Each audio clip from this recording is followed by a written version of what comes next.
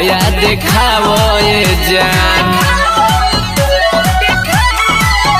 काका खालू मोटालू बतावो ये जान।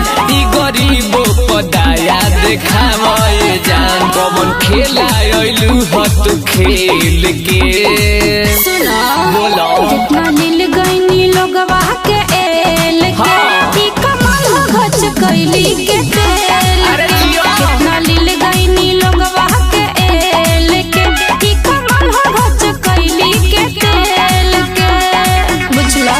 अच्छा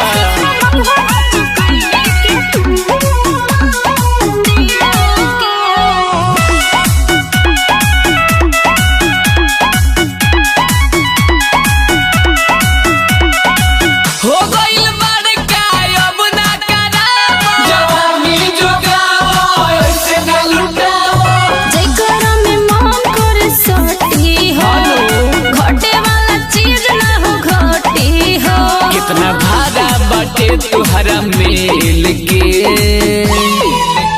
कितना नील गईनी लोगवा के एल के ई कमाल हो घच कैली के तेल के।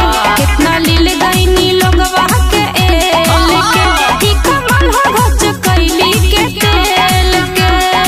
अरे जियो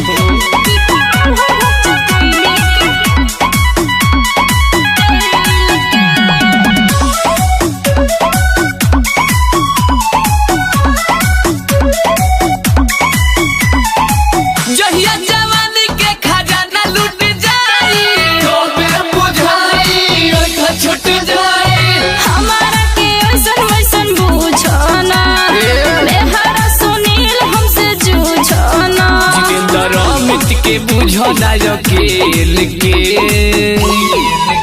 कितना नील गईनी लोगवा के एल के ई कमाल हो घच कैली के।